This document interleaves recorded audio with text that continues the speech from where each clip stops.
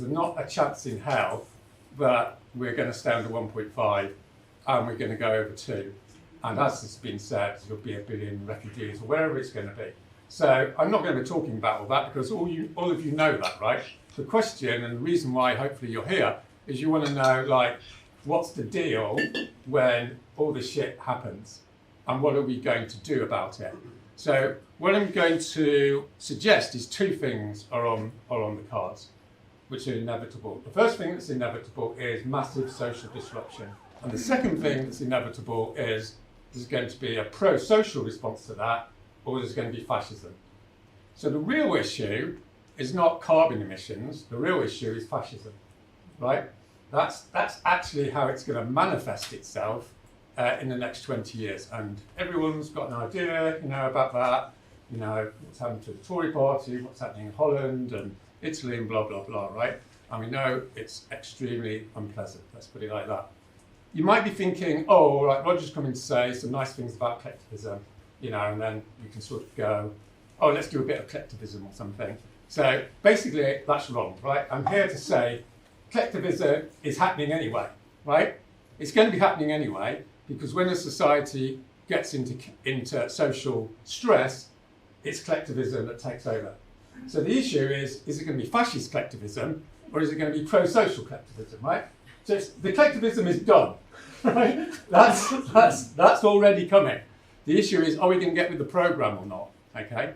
Collectivism has this image of the gulag. You know what I mean, doesn't it? Like anyone that's so reported, oh, collectivism, Soviet Union, gulag, breaking rocks. Roger's going to suggest we should all be breaking rocks or something. That's not what I'm going to be talking about. What my definition of collectivism is like increased social connectivity. Sounds a bit nicer, but that's a bit university-ish, isn't it? So another definition is people come together for the common good, right? In its pro-social manifestation, right? That's what it's about. In other words, it's not about me, it's about everyone in this room coming together and saying, okay, what are we going to do together? Because what we do together is a lot more important than what we're doing individually, right? Not just because that's a good thing to do, but that's the only thing to do. Usually, if I do a talk, I've got a plan of what you're going to do, but there isn't a plan for what you're going to do, not because I've suddenly gone all intellectual on you, but because it's still being worked out. But there is like a massive change, I would suggest, which is sort of exciting, amongst the climate and radical spaces around the Western world, right? From this individualist orientation, which we've had for the last 30 years, into this collectivist orientation. And there's variations on the theme, but there's a big shift happening. And maybe it's because it's triggered by the realization it is going to happen now, right? Which doesn't mean we're going extinct. It just means a whole load of shit is coming down the road. And what are we going to do about that? No disrespect, but you're all embedded. What I mean by embedded is you think, oh no, I'm not a bourgeois individualist. But you are, no disrespect, right? Because you swim in a cultural sea which basically makes you think of things which are bourgeois individualism, right? We're saturated, and you're in that sea, and you can't get beyond that sea because it's all around us. So that's a big challenge for us. And we need leadership and imagination and a bunch of other things I'm going to talk about to get out of that sea and actually see what most people in human history have, how they've seen themselves, which is totally different to how we see ourselves. So one way of concretizing this, I suppose, is if we go back 200 years, there's a whole load of traditions which, whether we know it or not, we're connected with historically, that have been collectivist, right? Particularly before 1989. And then, geographically, as it were, there's a whole load of cultures that we're vaguely aware of, which were collectivist as well, which organised themselves in a totally different way. And if you know the work of David Graeber, everyone knows David Graeber, do you? He's a cool guy.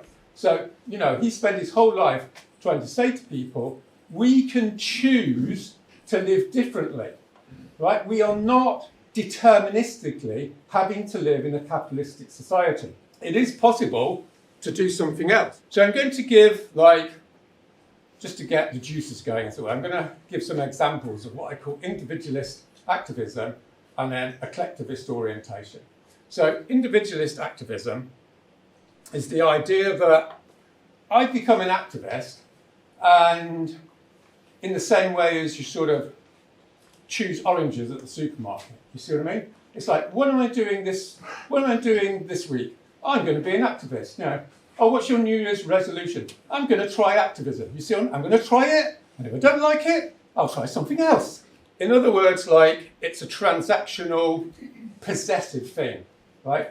It's something you try on for a little while. The other element of individualist activism is, here's me and my little world, my me world, and over there is activism. And every now and again, I do a bit of activism. You know, it's the sort of hobby orientation, you know. Thursday night, I do my activism. The rest of the time, I'm living my real life. You know, I'm making sure I've got money and status and, you know, all this sort of, and then I just go and do a bit of activism. There's that sort of thing. And then the other element of individualist activism is, I'm an activist, but in 2 years, I'll be a banker. You know that routine? So for the last 30 years, we're swimming in this sea where that's what activism means, right? You know, that's what people think it is, but it's not, right? There's traditions before, like 1989, before the neoliberal period, which are totally different. And the collectivist activism might be summed up as, I'm in this for life. That's the orientation of people historically, right? In other words, it's not a thing that I add on to me. It is me. Usual historical example of this is socialists in the 20th century or communists in the 20th century. Now, I'm not saying these good or bad people or whatever, you know, that's another issue. But I'm saying, like, in terms of their psychological makeup, these are people who were going like, this capitalism is going to kill us, and I'm going to spend my whole life going against it. That's what I do. I am a socialist, you see what I mean? And it goes to my core. And if I have to fight for it, so be it. And if I have to die for it, so be it. See what I mean? That's what most people historically understand as activism. Right? We're not the centre of the universe. We're a little outlier, a temporary outlier, right? Before everyone goes back to what it is normally, which is a matter of who you are and what you are for your life. Because that's how serious it is. So when I was I'm 57, so I got, you know, I was a bit nerdy when I was a teenager, so I ended up going to Stockport Friends Meeting House up in North England. And there were old socialists there, like 70 odd, and used to have these, I loved them because they were immaculately dressed and had these little ties, like straight ties, and they'd be sitting there looking really serious and sort of severe. And I'd sit down when I was 15 and have a chat to them, and they'd say, Roger, there's a right or wrong in this world, you know, all this sort of thing. And then they'd say, and if you have to die for it, you have to die for it. I was going, fuck, you know, it's like, who is this guy? You know, I just want to go and play my war games or something, you know, whatever. But these were like people who inspired me as a teenager to spend my life doing what I'm doing, because they were the real deal, right? They knew people that fought in the Spanish Civil War. You know, these were like working class people that just uprooted them and fought for the cause and died for the cause. It was a serious situation, you know, in the mid-20th century. So, in a way, I'm standing here before you today as that little thread of connectivity to this glorious, amazing collectivist tradition, which we all have to rediscover and recreate, as it were, in the 21st century, as all the shit hits the fan, like it was in the early 20th century, right? Which doesn't mean it's going to be exactly the same, but it's going to have to be a reintegration into that tradition. And when I was young, you know, I met all these people, like social anarchists, and these people like Colin Ward. You probably haven't heard of this guy, right? He was an amazing guy who did all these housing stuff. Do you know? After the Second World War, right? And he was like 75, he was like chain smoking, and oh, well, Roger, it's all about anarchism. I was going, oh, really? Anyway, you know, these people were amazing people, right? And that's why I'm standing here today. That's my tradition. All right, so I'm going to give you some directions of travel, right? Of what activism in a collectivist orientation could look like going forward. So there's sort of psychological stuff and then there's organisational stuff. On psychological stuff, a collectivist orientation is to say, we're going to go and do an action. So notice we, right? It's not I, it's we. So we all get together in this room and we collectively decide we're going to do this action, right? And maybe one or two people are a bit individualist, that's fine, right? And having a bad day, or they've got to see them up. But everyone else is doing this action. You notice how that works. You don't have a go-round where you go, well, you know, I'm going to consult my conscience and I'm going to decide whether to participate. The identity of the room is in the collectivity, right?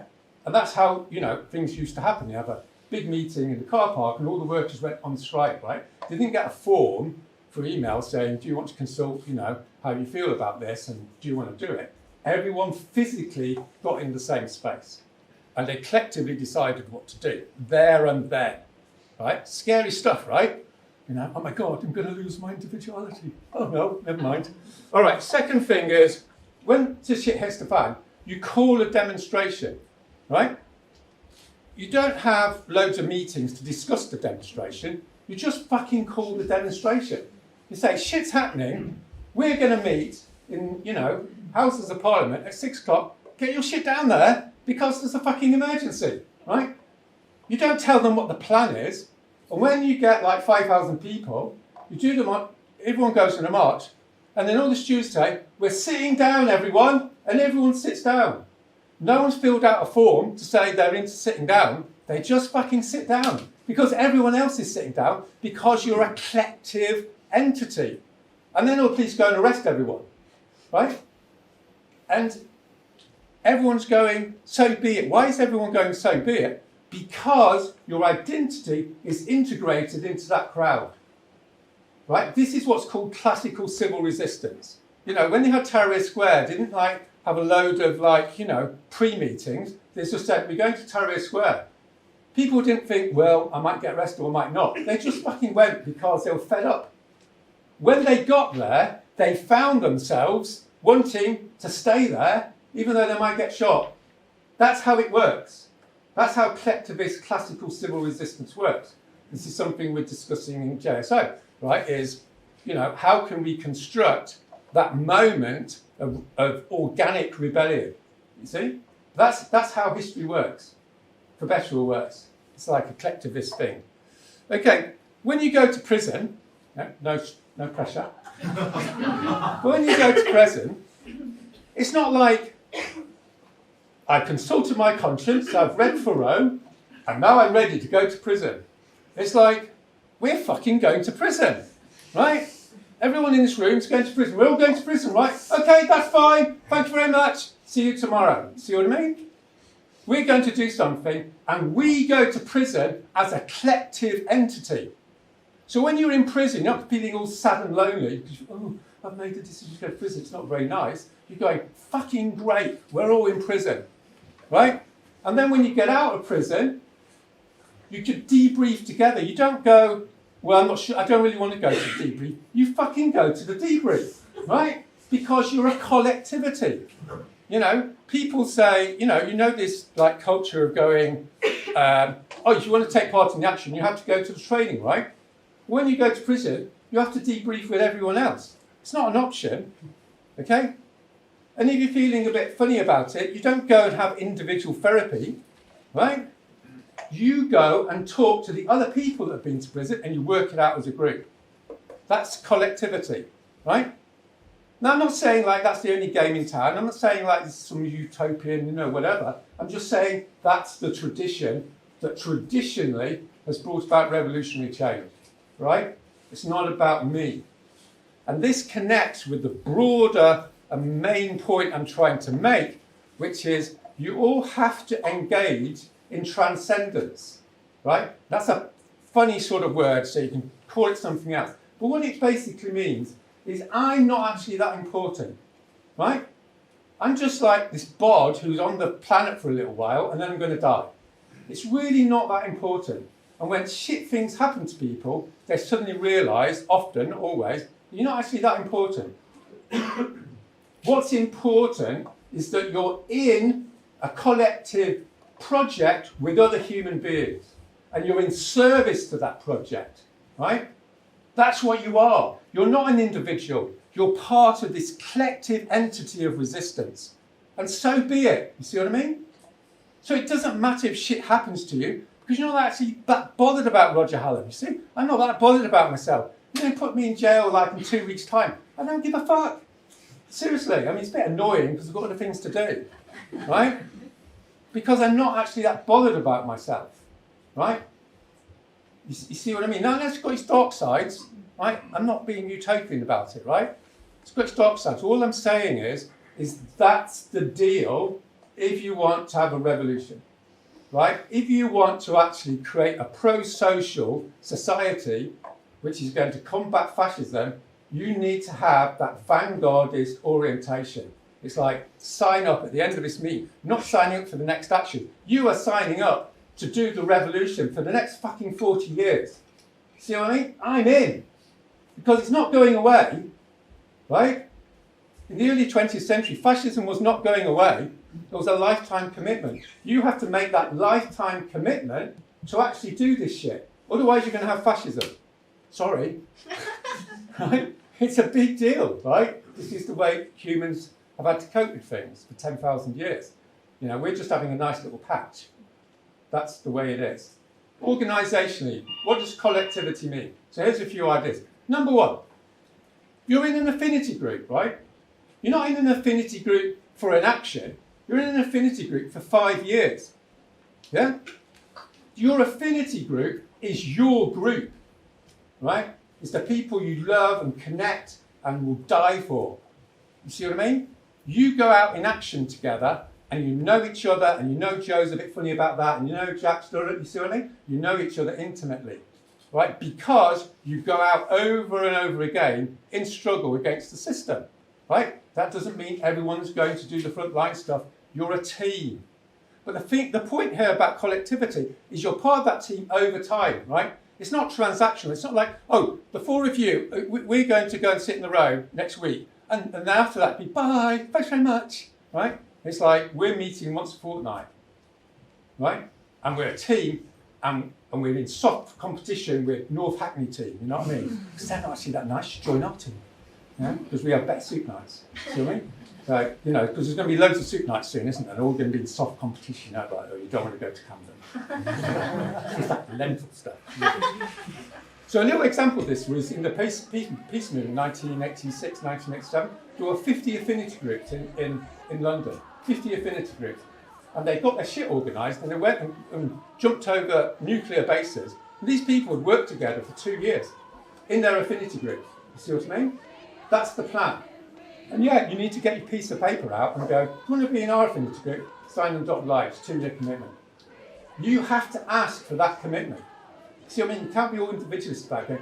Oh, it's okay, if you want to leave after 3 months, that's fine. Right? You say it's a 2-year commitment to get into ours. Right? We're the real deal. See what I mean? And yeah, you know, you're not going to break your legs if you leave, but you just give you a funny look. No one fucking talks about income, do they? It's a bit like, oh, I can't pay my fine. Oh, I can pay my fine. Oh, great, thanks. You know what I mean? And if you're lucky, someone will give you a little bit of money to pay your fine. That's individualist charity, right, traditionally. Right? Collectivism is, we all give 10% of our income to a central fund, and if you need the money, you get the money. See what I mean? That's what's called socialism. In case you thought socialism was something else, right? You collectivise your resources. This was normal, right? You know, it's a guy called Rob Callender, who some of you know him. He's been doing these talks, right, where he's going, people all around the world basically collectivise their income so that when people have a hard time, you can help each other out because there aren't banks. Like when I was young, there was a income sharing group in Leicester. It had gone for 20 years, right? Housing's funny, isn't it? What's happening? You know what I mean? It's like you're in a house, you get chucked out, and you think, oh shit, I've got to find another house. That's pure bourgeois individualism, right? Collectivism is like, they're going to throw us out. Well, we're not going to move. That's collectivism with 100 other houses. how come the 100 other houses aren't going to like go on red strike for you? Because you have an individualist orientation, because you've been told since you were 8 that you're only there to look after yourself. Bollocks! That's why young people in London are paying, 60% of their rent, their income on rent. It's because they don't collectivise, right? I organised a red strike in London, like before XR, 7 years ago, 10,000 people, 10% rent reduction within 3 months. Talk about 100 hours of door knocking. Come and see me afterwards. Honestly, it's easy, right? The reason it's not happening is because everyone goes, oh, we've got to move house. Oh, all right, we'll move house. See what I mean? It's like, no, be collectivist about it, right? Let's all combine together. Don't do some door knocking. Find out who your landlord is. It's got another 100 houses. Find out where they are. Everyone stops paying the rent. Say, fuck you. Right? It's easy. It's happened 100 times before. The reason it's not happening because we haven't been into this collectivist culture. Investment. What are you doing with all your money? You know, you've got it in the bank. Why the fuck have you got it in the bank? You're supporting capitalism. Why don't you set up your own bank, for God's sake? It's not that complicated, right? I did it when I was 20, right? With a bunch of anarchists. We're going to set up our own bank. We financed dozens of activist houses in the 1980s. Easy peasy. Get your money together, put it into a company, and go and buy some houses. Not that complicated. You see what I mean? It's like, why aren't you thinking about this? This is the first, I've only started saying this in the last 6 months because I'm embarrassed. Because the climate movement is so fucking individualist. It is. It's just appalling. You know, it's like, there was that tradition, you know, it died in the 1980s because of Thatcherism, and now it's got to be rediscovered because the shit's going to hit the fan. What I'm not saying is you all get together in your little communes and overbond, okay? So this is like individualist collectivism, right, as you might sort of call it. So this happened like for a lot of my life. It's like, we're going to become communists, we're going to become collectivists, and we're going to go to the land, and we're going to all read together on Thursday morning, right? That's like inward-looking, overbonded, fucked collectivism. In the peace movement, everyone decided we were going to become collectivist at the end of the peace movement. What that meant, basically, is people felt so intensely about each other. You'd be in a meeting, and 2 people would go upstairs to have sex with each other. They would, right? Because they thought they were so overbonded that the whole of activism collapsed. Because everyone was so, you know, stuck in a meeting to discuss, you know, where the ketchup was going to go. You know, all that sort of stuff. That is inward collectivism. The collectivism that we're talking about here, the pro-social collectivism, is like communism or Christianity. Those are the 2 models. I'm not saying we could become Christians or communists, right? But if you look at those 2 traditions, they were collectivist and they were outward-facing, right? You know, on Saturday morning, they'd be with the workers, you know what I mean? They'd be writing letters to the Athenians, whatever they did. See what I mean? Go, guys, you've got to be Christian, right? You know, you might die, but never mind. You know, it's like you're outward facing. In other words, if you're going to be like pro-social collectivist, every Thursday night for the next 30 years, you need to go door knocking, right? So I want to have on a t-shirt is door knocking or fascism. You know what I mean? It's like, let's concretise it, right? You either fucking get out there and talk to people, or they're going to come and get you. Because they're all reading social media, right? You've got to go and door knock, you've got to go and create the assemblies. Not because, oh, it's just like a thing I'm doing in order to get something to happen. It's because it's the essence of who you are. You see what I mean? It is the plan to get out there and talk to ordinary people. If you haven't done that, we're done for, right? The only reason everyone's sitting here tonight is because some of us did 1,000 public meetings, right? That's how we built GSA, right? Grind, right? And you think, oh my God, what a big ask, you know, Roger's asking all this stuff. That's how most people worked, right? Before 1989. My dad went out leafleting every fucking weekend for 30 years for the Liberal Party, right? That's what people used to do. Because he cared, right? Because he was brought up in World War II. He knew what would happen. When you are deciding, obviously you're not going to decide as an individual, you know, as you know, but when you all decide to become collectivists, as it were, then you need to decide to do this not because you're trying to be nice, right? doing something because you're trying to be nice or ethical or moral isn't actually like that valuable. People decide to do something like a fundamental change in how they operate because of deep metaphysical reasons. In other words, this is the way the world is. It's like a fundamental realization that you are not like this weak, vulnerable individual. You are part of the collective. You see what I mean? You realize you are part of a larger ideological project. In other words, there has to be a theory of society and a theory of life that is different to the capitalistic one, right? And we're not sure at the moment what that looks like. But if you think about the communists and the Christians, that's why they went out every weekend, right? They didn't go out every weekend because they wanted to be nice. They went out every weekend because that was their worldview, right? That is what it was to be Roger Hallam. See what I mean? So it's something along the lines of shit's coming down the road, and this is going to create positivity because it will bring us all together to do great stuff to get ourselves out of this shit. You see what I mean? So it's not just, hey, all this crap's coming. It's all this crap's coming, and that's going to be a good thing because it's going to bring us all together. And that's a good thing, right? You're not only miserable in bedsits. We're all going to come together and we're going to sort this fucking situation out. Bang! Oh yeah, right, that's what I'm doing in my life. That sounds good. See what I mean? Sign up, 20 years, thank you very much. So with Just Stop Oil, like at the moment, this is what we're fumbling towards, right? Is a revolutionary orientation. So instead of asking the state, can you do this, if you don't mind, otherwise we'll sit in the road, we're going to be going, we're not asking you anymore because we want to get rid of you, right? We want to get rid of the fucking system because the fucking system is never going to give us anything. That's a revolutionary orientation. It has an ideology that goes with it. So that for the next 30 years, we know what we're doing, right? We're changing the whole system and we know what we want. And in the short term, everyone's going to think we're dicks, right? Anyway, loads of people thought I was dicks and loads of people still think I'm a dick, right? But, you know, I'm standing here, you know.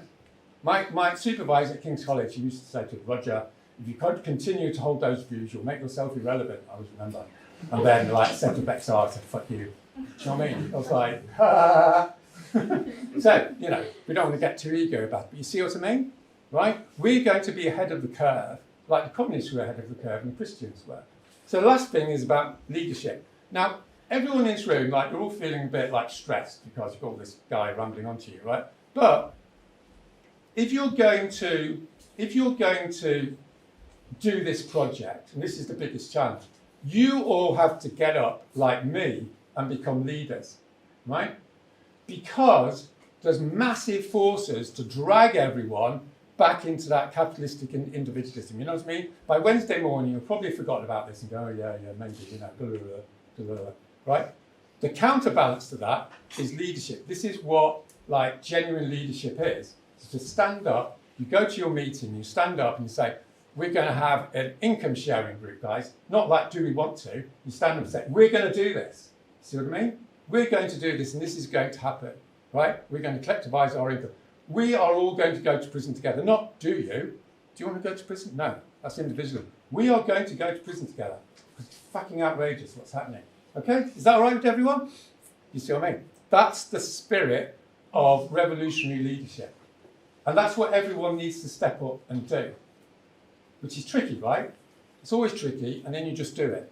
What it means in the assemblies, right? These assemblies are going to be created, right? And there's a big debate in the assemblies movement. Because some people go, you bring all these people together, right? And then you do this liberal routine of going, I'm not going to tell all of you what to think. You can decide yourselves what to think because I don't want to be oppressive. Everyone gets into breakout groups, and then everyone replicates the ideology of the system because there isn't a neutrality, right? Not influencing people just means they're going to replicate what they've heard on social media. At the beginning of the assembly, you need to get up and say, I'm a fucking revolutionary, right? I believe in this. I believe in this. This is what we need to do. And now you are going to decide what you want to do, right? So it's a third way, right? So the individualist liberals are going, oh, you can do what you like, right? All the Leninists are saying, you've got to agree with me, otherwise I'm breaking your leg, right? The third way is to say, This is who I am. I'm authentic, right? Everyone in this room knows what I believe, right? This is what I believe. And you now have to decide what you're going to do. And just coming back to my final point about David Graeber, right? What David Graeber was saying is the most powerful and subversive idea in the world is imagination. In other words, you have to give people in this country permission to dream of something fundamentally different. And once you give them that permission, they're going to go, fuck yeah, we want something different. They're not going to do that unless you propose that positive programme to them in the assembly, on the BBC interview. So it's not just, oh, this shit's going to happen. It's all this shit's going to happen. And then we're going to do something great about it. We're going to get rid of you, the interviewer, for starters. You know what I mean? You're over, mate. Just look to the camera and say, guys, let's do it. Here's the Zoom link. You see what I mean? It's like fun. Dare I say, an over's looking glove. But it's fun because that's what living your life's about, right? It's about doing whatever you think is what you are at this point in history. And we're all in it together, and so we all have to come together, right? That's the old ideology.